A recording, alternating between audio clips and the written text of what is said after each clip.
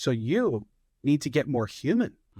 I actually think that AI is going to cause an opposite reaction where you're going to see people coming back together with more face-to-face interaction. For full disclosure, I'll research someone and then work out, all right, how are we going to be best friends straight off the bat? This is why your podcast is the best out there. Flattery will get you everywhere. Now that we know we're the same. I know you're keeping that in the edit. I'm definitely keeping that in the edit. The idea that somebody is going to get so far ahead of you that it is too late is a completely false narrative. And whoever is watching, I want you to hear that really into your soul.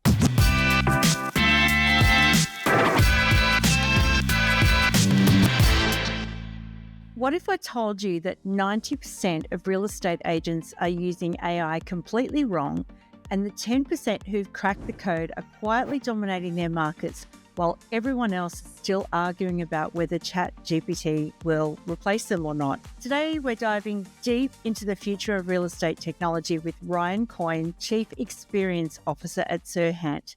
Affectionately known as simply Coyne, he's helped build one of the world's most followed real estate brands while pioneering AI integration since 2020, years before most agents even knew what ChatGPT was. There are so many takeaways in this podcast, but here are 3 things that you'll learn. Firstly, why AI adoption timing does not matter. Coyne explains how the rapid pace of AI innovation means you can start your journey today and still compete with the early adopters. Secondly, how to identify where your human touch makes the most difference and how to use AI to free up time for those high-impact client interactions. And thirdly, the psychology-first approach to AI tools.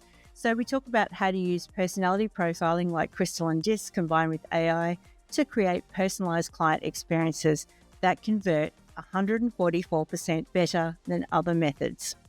Ryan Coyne, welcome to Thought Leaders. Thank you so much for having me. It's an honor. It's amazing to have you here. We've had the other Ryan on the podcast, but I have to say I've been more looking forward to nerding out with you. Well, that's wonderful of you to say. Frequently referred to as the bald behind the silver, as it were. I used to have hair and his used to be brown. We like to joke.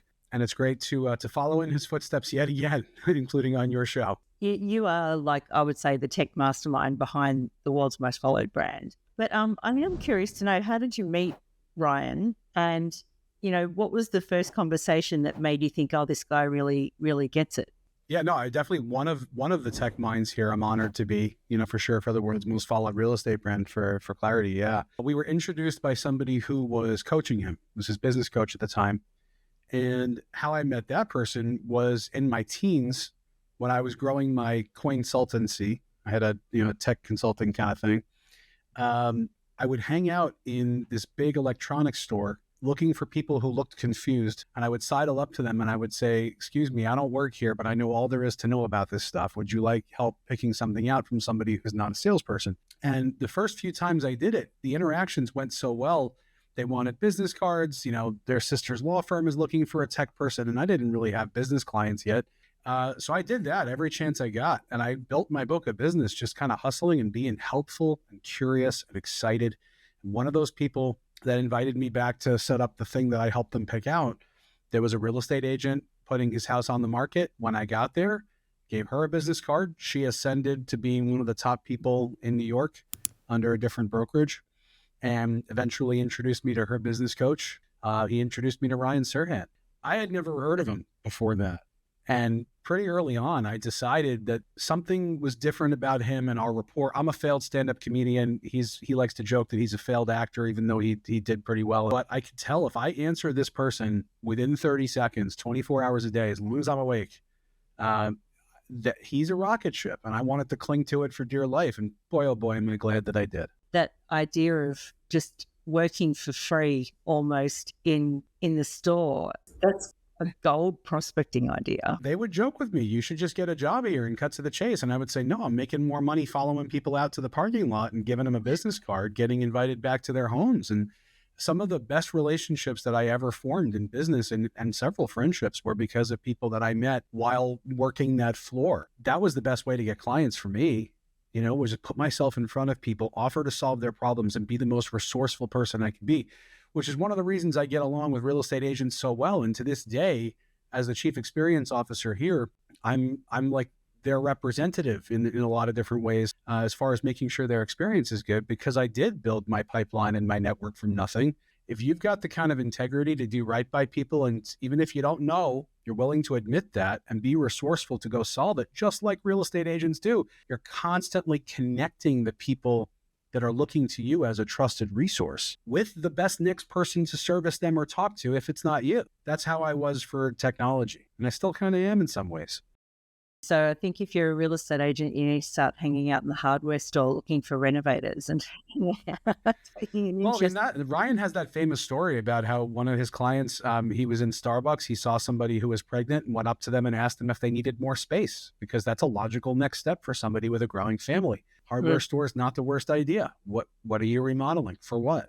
So you're buying a chair rail. Is there a crib involved? Things like that. You connected with the real estate industry, obviously, through Ryan, but there are some people in the real estate industry I find that are very tech savvy. And then there's a lot of others that are kind of like, like, I don't know about that stuff. Sure.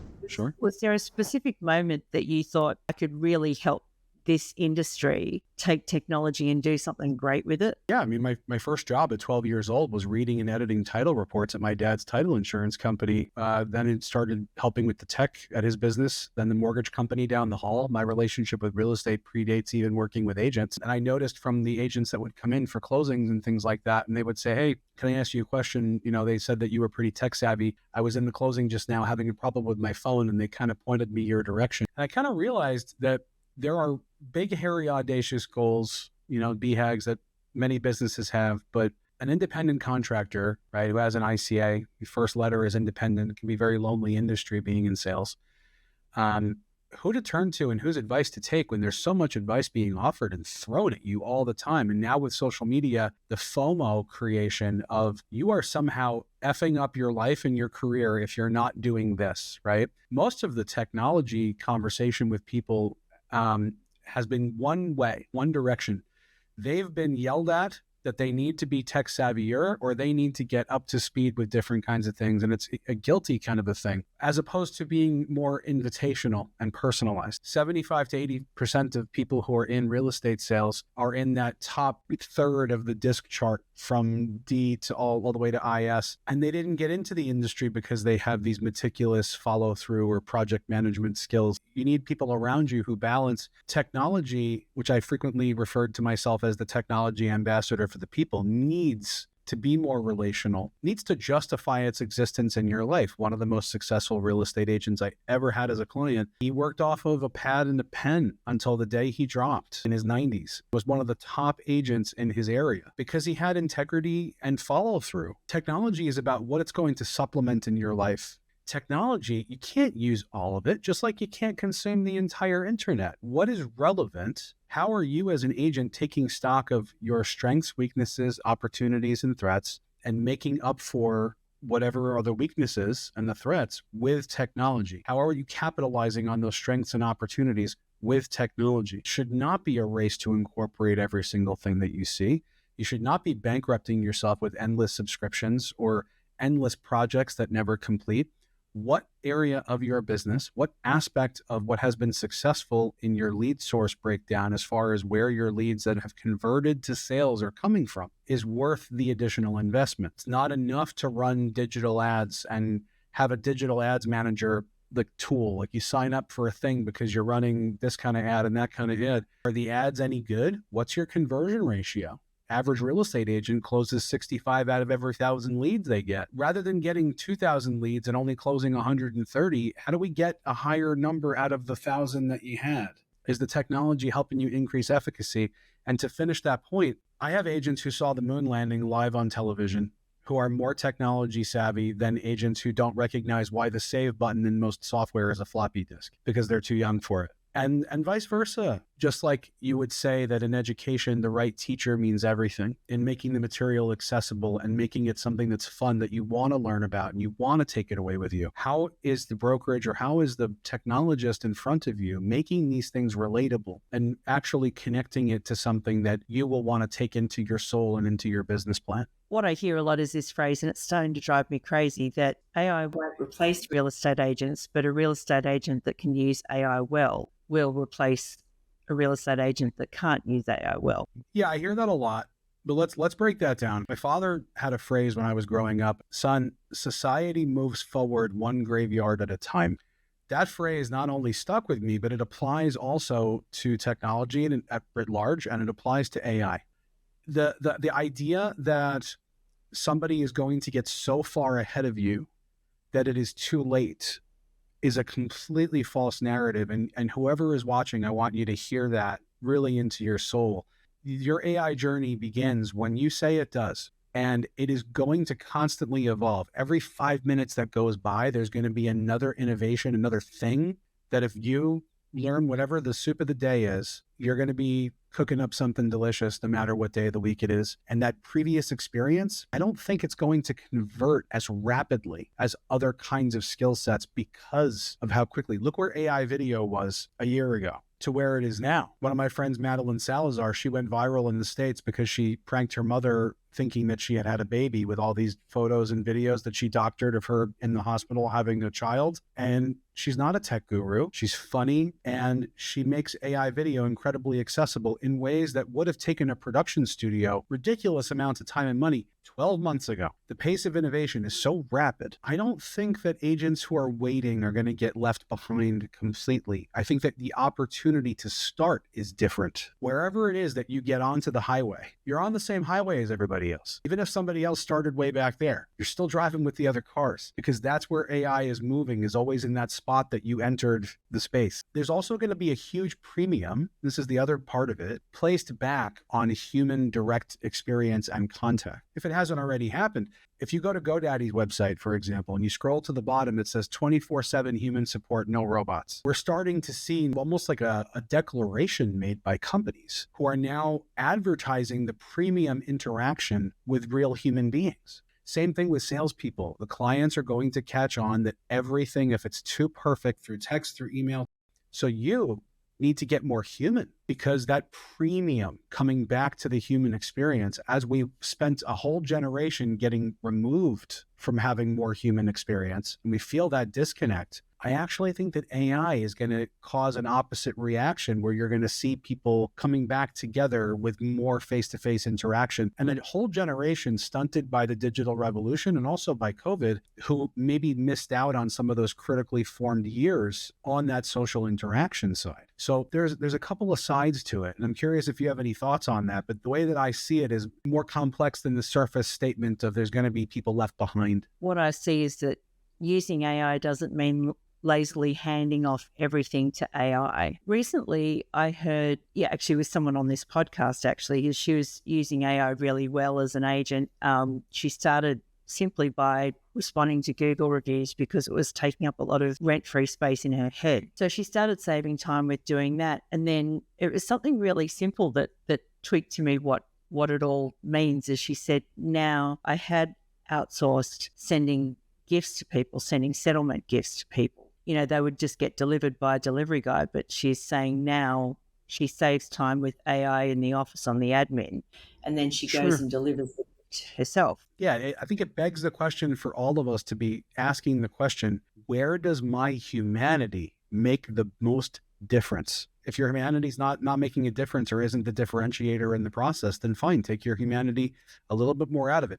You should be pouring your soul into that. These automations or optimized processes that you're setting up have elements of your humanity in them because you thought them through and you are the one who designed them. Absolutely. Gandhi said, learn as if you'll live forever and live as if you'll die tomorrow. Same thing, you know, where does your humanity make the most difference to your clients and to your business growth, and amplify it there. Be the most human person in the ways that you get the time back to do so. That's how you stand out. Agents have access to AI and consumers have access to AI. It's a really interesting time because I think consumers are now going to want an agent with insights they don't have. They're not necessarily going to want an agent that can just regurgitate the same AI stuff that they could get through ChatGPT. Yes, and, right? I could buy a deck of tarot cards and I could read what they say, but a person with experience is going to interpret the reading for me.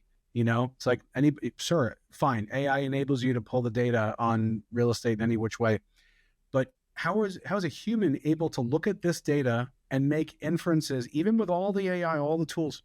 Your humanity will make a difference in the risk assessment. You can never fully eliminate risk in business. You can only ever move it around. Ryan Serhant and I have this conversation constantly. There are cases, absolutely, but when you're talking about something like real estate, which is such an emotional thing, it's not only empirical data. There's so many emotional factors in it. Seeing yourself in the home. What does this financial instrument enable you and your family to do next?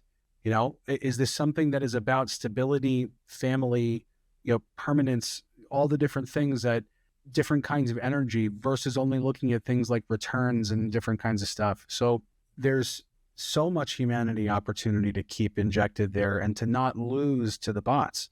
The bots are just going to make those people who are still the experts, who can still give you the best interpretation and that best partnership in making those decisions, just be even better informed and be able to run different simulations and use their judgment on whether the AI is even right or wrong, because they haven't solved the hallucination problem yet, and we don't know when they will. Yeah, you can see it's getting better, but it's not perfect, No, and who knows? I mean, they saw something a couple of days ago that they said that they figured out the hallucinations problem.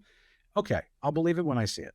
So tell me a bit about Simple and how you guys are thinking about AI at SERHANT. Like, tell me about the app and what it does and how it helps agents. I mean, Simple, the best way to describe it is that it's Insta-cart for salespeople. I don't know if you have Insta-cart down in Australia, but it's essentially a service, or like Amazon Prime for salespeople, where it's like whatever you need done for you in a variety of ways, you can either speak it or type it, and the request is handled by custom AI that we've put together, also some off-the-shelf AI, different partner companies that we've interwoven, and also, very importantly, and this is crucial, humans in the loop.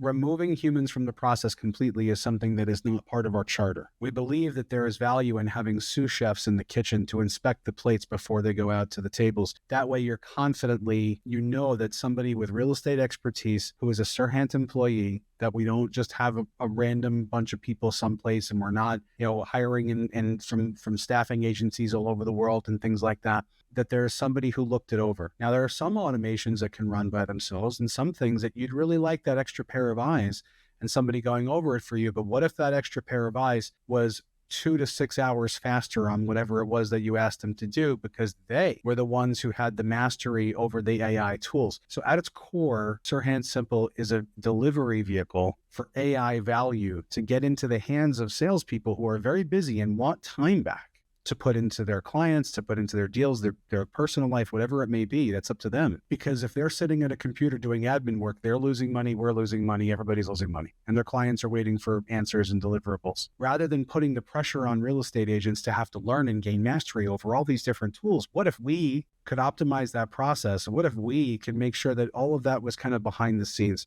So yeah, Simple is...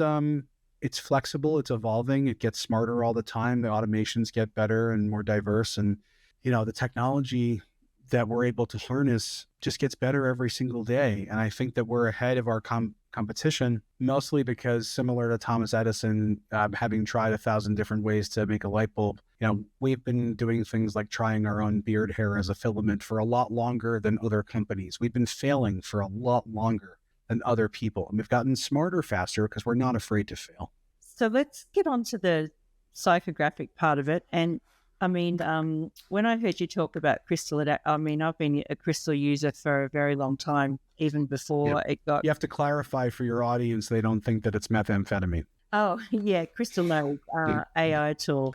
I took the liberty of crystalling you, actually, so I'm going to share my screen. Oh my goodness, okay. And, well, I before, as you know, before I reached out to you, I didn't. But here we go. Here's your profile up against mine, and would you believe we're basically the same person, just with Look at us. Look at us. Just a couple of peas in a pod. On the spectrum there, but I thought this is really interesting because I was looking at our personality comparisons and things like that, and no wonder this time of AI is such a fun time for us. Yeah, no, it's the profile that they have on me is pretty accurate. I think your audience seeing the vivid, compelling stories thing right there, that tracks the storytelling for sure. And yeah, I like being able to run wild with the ideas that we have. I'm really wonderfully surrounded by incredible people that none of us would be anything without each other. and we're hiring, we're growing. We're not looking to reduce in force for AI, but we definitely do make sure to blend. It's funny. We do blend humor into the things that we do. I try to lead with empathy and with accessible humor that makes people comfortable. But yeah, this tool, Crystal Knows, has been something that I've been pleasantly enjoying for over 10 years since they first started. In fact, I don't know if you know this, but the first press coverage they ever got said that they were the greatest improvement to email since spell check, which I thought was a terrible way to convey the value of their service. And their CEO, Drew D'Agostino, and I have become friends. His younger brother, Joshua, actually is a SERHANT employee who works within SERHANT Studios. By total coincidence, mind you. I didn't plan that. And then I was lucky enough to celebrate the 10-year anniversary of Crystal Knows in Nashville, Tennessee with their team. They even called me the chief crystal officer. And Brian and I just collaborated on writing a new chapter in his first book that made it big, Sell It Like SERHANT. There's a reissue coming out this holiday season with a new chapter called Selling in the Age of AI that we co-authored. And we mentioned Crystal Knows in the book. It's great. And having used it for so long and having been a humble honor to contribute to their product roadmap and development cycle, we're excited about all the things that working with this data plus AI, we call this AI plus EQ, combining those two things and how empowering it's been for people who are benefiting from that combination of those two concepts it's been really transformative for people.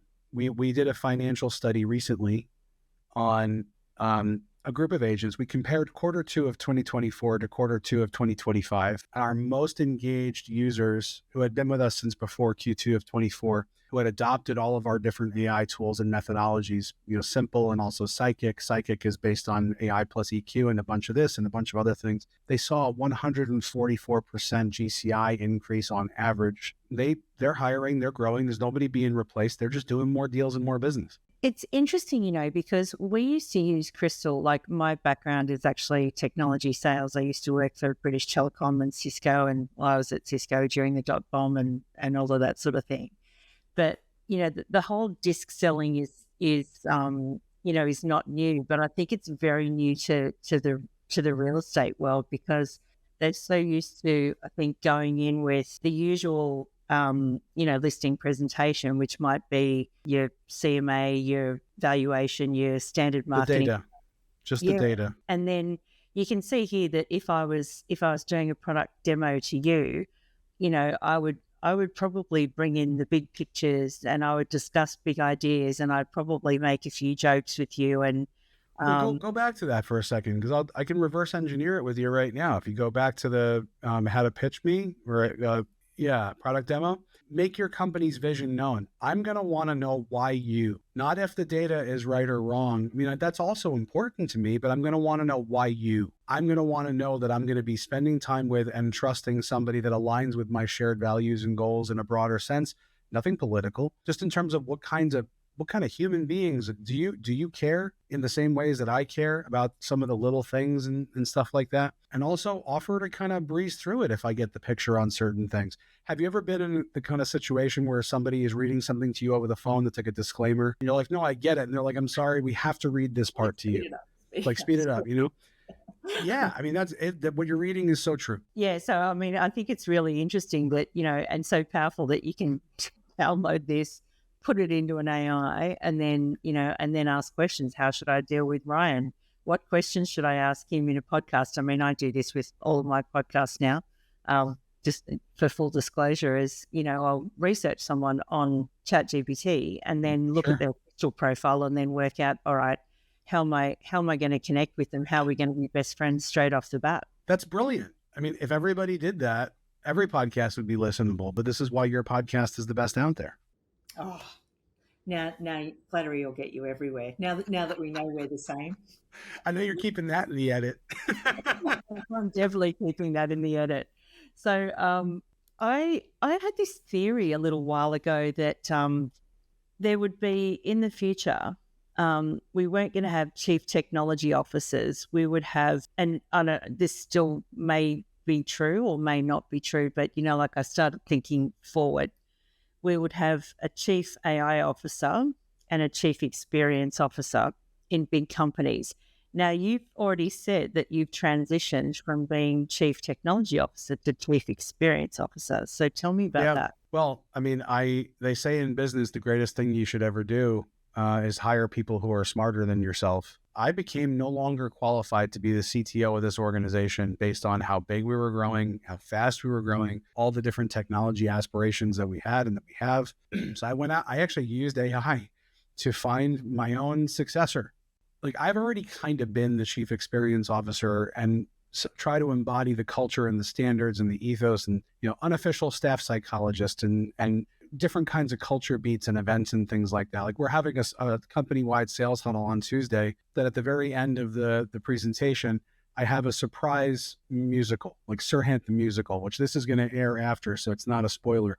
But I rewrote the lyrics to 3 famous Broadway songs, and I have 13 of our own real estate agents who have performance backgrounds, some of them with Broadway and Disney and Universal cast members and things like that, performing in choreographed numbers and my friend who's a Broadway actor recorded the demos and is coming down to vocal coach people and to rehearse like just in a couple of days from today, because I think that there is something really special about creating that. And I think that there's a direct tie to what you just said in that, having gone from chief technology to chief experience, I'm responsible for making sure that the experience of our agents' interaction and our staff's interaction and even the public's interaction with SERHANT's technology is up to a standard that I'm very privileged and honored to get to define. We will probably have a chief AI officer at some point. I don't think that the CTO role within most companies is going to become a bot immediately.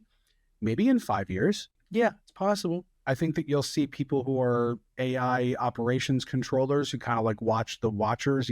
It's tough to make predictions that you really want to sign in blood because of how rapidly things are shifting. But I do think that going back to how much more premium those human experiences are, we can have the greatest technology in the world. But what if our competitors just continue to nip at our heels and catch up to us in various ways that we maybe don't have control over?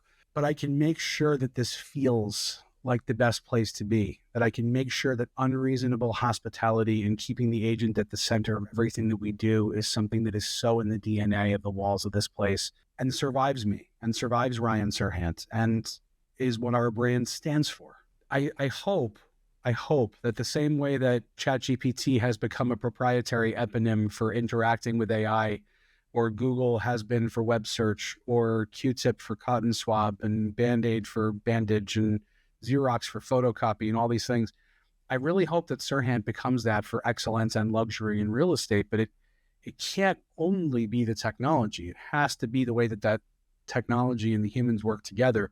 I like to say that I don't think that humanity has a technology problem. I think that technology has a humanity problem. Technology itself isn't inherently evil.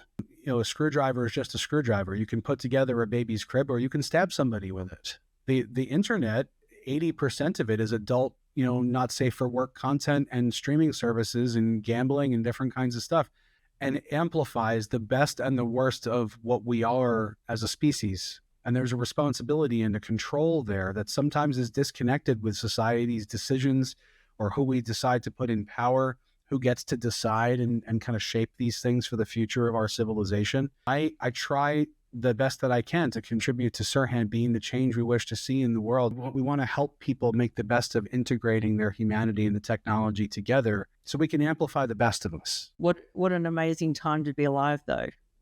It's just the discovery. You're on the final frontier, not the final, maybe that's space, but we're on the next great frontier of technology and humanity and business, and the convergence of those things will mean, if you look at a child with a cochlear implant to help them hear, you wouldn't call them a cyborg, and you wouldn't call them less human. If you looked at a person who had an amputation or maybe a birth defect and they had a cybernetic or some kind of assistive arm or leg or anything else, you wouldn't consider them more or less human. So what does it mean that we have this supercomputer in our pockets and that it knows us better than we know ourselves in certain ways? How can we be using these tools in a more constructive way to solve bigger problems rather than just talking my spouse into buying the next thing on the TikTok shop? I hope that AI amplifies you, your audience, real estate, every industry to to solve bigger problems at scale, to be more thoughtful. Even something as simple and mundane as where your marketing dollars go. There was one of my favorite quotes. You know this quote. You know the quote, "The customer is always right." Mm-hmm. That comes from a man named John Wanamaker in the year 1919. He was a department store magnate. And the full quote is, "The customer is always right, except in matters of taste." But we truncated a little bit for some reason because the other quote of John Wanamaker's that I really like, "I know that half of my marketing budget goes to waste. I just don't know which half." I have heard that one. Yeah. Brilliant. I mean, so if we can be smarter about our spending in a time when everything is demanding more of us and the economy is so volatile and everything's a subscription, everybody wants to sell you the greatest AI tool that's going to maximize this and bring in these leads and have crazy ROI. How do we ask ourselves better questions, build better for the future, more resiliently, ourselves, our psyches, the way that we are leaders, instead of the really broad market something for everybody, which has low efficacy? So there's so much potential to be an actual problem solve there, but it really does depend on what you vote on with your dollars, because they will keep building whatever you keep paying for. I will ask you one more question. Oh, actually two more questions. But my favorite prompt at the moment when ChatGPT answers me something is, okay, in your answer, what's risky, unclear, or missing? And that Sure provokes a very different conversation where, and the other one is, okay, now what would a top 1% agent do? Just sort of channel that role into thinking, what would a top agent do? That's wonderful. What are your favorite prompts at the moment, or what are you seeing with other agents? Analyze this through 10 different lenses and give me a recommended solution for each. One of my favorites. Edward de Bono. Because one of the lenses will be risk and, different kinds of things, or role play as this and then analyze this through 10 different lenses. I also like simulate a moderated debate about the merits of this between a group of relevant experts from a top consulting company. And you can actually watch and see how it generates things that kind of attack each other, because you kind of you talk about meta prompting, you sometimes ask it to take on a role. How about asking it to be a room full of people that get into an argument with each other, and the way that they respond and stuff? That kind of lends to my next one, which is, okay, take the straw man approach to this and tell me all the wonderful pros and great things about this plan or this idea of mine. And then as soon as it's done, I say, now take the counter view and the steel man approach and tell me all the different things that are wrong with this and how it's terrible. And you will get the same idea analyzed from both the positives and the negatives, and ask it to keep going until you arrive at just what really can stand up from all scrutiny. And that is a great idea for a business or a marketing strategy or a next thing to do. The AI, which has a tendency to kiss your butt a little bit, right? If you tell it to take the opposite view and to beat it up mercilessly until there's only the good ideas standing, that's also really powerful, because there are some people, even if they're using it well, there's a little bit of a confidence hit on whether or not it might just be overly agreeing with you. So it's important to tell it to take the opposite viewpoint and to attack the same thing that you just came up with. Well, Coyne, it's been fantastic connecting with you. And I hope this is not our last conversation. It will not be our last conversation, I promise. Our last conversation. Sorry, I've got to get my Coyne puns better. I got 100 of them. It'll take some time. It's all right. Okay. All right. Well, that means we'll have to meet again. So, if there was one thing that you'd like to leave people with from the podcast, and I mean, thank you for coming on and sharing your wisdom and all of that sort of thing. I think that this is going to give people a lot of food for thought. But if there was one thing that you would like to leave everyone with, what would it be? Spend time becoming more self-aware. All the things that you are happy about, that you want to improve about yourself, your blind spots, the ways that you're proud of the way that you appear to others, the way that you show up. Focus on listening to understand and not just to respond. The more work that you put into your self-awareness will show up in your ability to be a better human in all aspects of your life, a better salesperson in all aspects of your life. If you are easy to tell the truth to, people will. If you are not easy to tell the truth to, People won't. It's very important to think about that. The more self-aware you are, the more that you can take any kind of feedback, the more that you can do any kind of work on yourself. And it's not going to feel like such a threat to be opening yourself up or your mind up to all kinds of new possibilities. Self-awareness, AI can be a great tool for that. But yes, I would recommend everybody work on becoming more self-aware. Great advice, Ryan Coyne. Thank you so much. Thank you so much for having me. I really appreciate it. It was a lot of fun.